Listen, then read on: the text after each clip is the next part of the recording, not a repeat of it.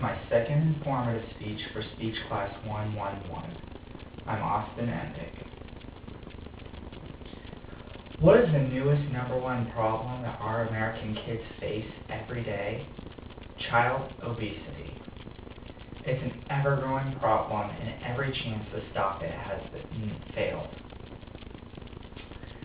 Obesity is an excess of total body fat, which a person is considered to be overweight when his or her body mass index is 25 to 29.9, and a person is considered to be obese when their body mass index is 30 or over.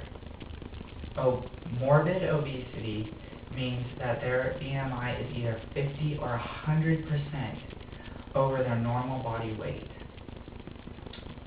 That is more than 100 pounds overweight.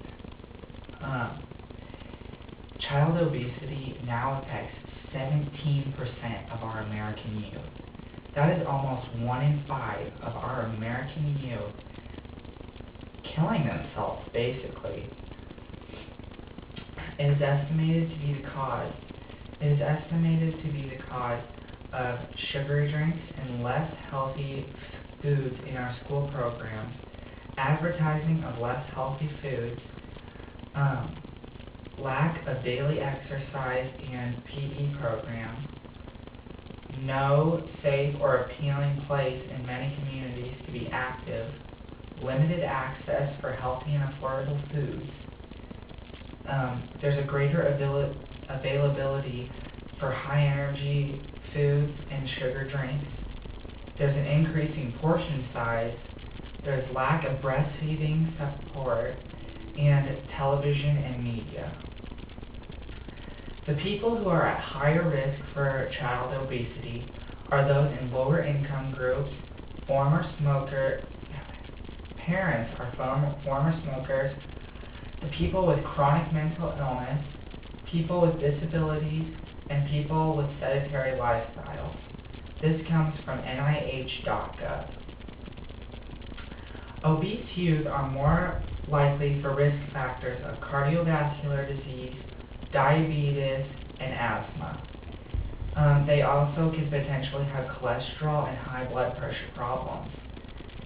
In the population sample, 5 to 17 years old, 70% of the obese youth had at least one risk factor and had a potential of cardiovascular disease. There's several factors that contribute to child obesity, and they are diet, which is a regularly eating a high-calorie diet with baked goods and chips and just horrible food. And kids come home after school, what's the first thing they do? They grab a bag of chips and they sit on the couch. Lack of exercise. Children who don't exercise are more likely to become depressed and contract diseases. A family history. If you have a family history of obesity in your family, it is likely that your child will become obese, and because it is genetic, but fat doesn't have to be, you can't blame it on your family history. Any child has the opportunity to be happy and healthy. There are psychological factors.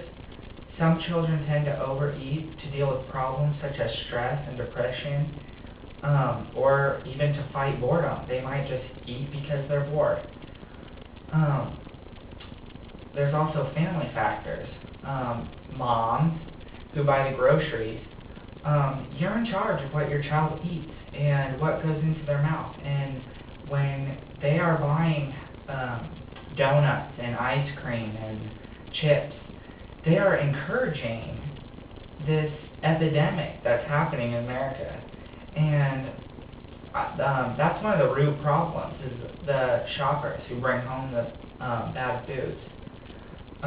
There's also socioeconomic factors. Children in low-income backgrounds will often have parents who aren't educated in the proper nutrition, or they don't have a healthy eat and exercise regimen either, because they just don't know, or then they don't have the right facilities to do that.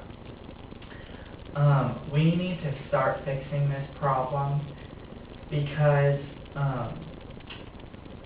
it's so unhealthy, and they have a 10-step program to overcoming the obesity. The first is to address physical activity and nutrition in our school programs. Designate health school coordinators to maintain an active school. Access the school's health politics and programs, and develop a plan for improvements. Strengthen the school's nutrition and physical activity policies. Implement a high-quality promotion program for school staff. Implement a high-quality course to study in health education. Implement a high-quality course to study in physical education. Increase opportunities for students to engage in physical activity. Implement the quality of school meal programs, and ensure that students have applied themselves in healthy choices that are appealing to them, and they need to pick foods and outside of school that are good for them. One other thing is Jamie Oliver has a show on the news where he takes kids into his kitchen and shows them what's in their favorite foods. One that really stuck out to me was he took the kids into his kitchen and made them chicken McNuggets. Chicken McNuggets have 38 ingredients typically, and only 5% chicken. He took them into his kitchen and cut off all the good parts of the chicken, the meat and everything, and he threw the carcass into the food processor. He then put seasonings and chicken skin for consistency. What came out was a pink creamy paste that he deep fried and covered in breadcrumbs. And after the kids saw what was in there, they still wanted the chicken nuggets. That is a problem.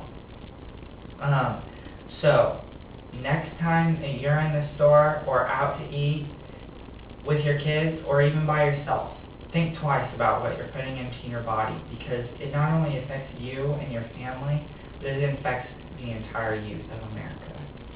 Thank you.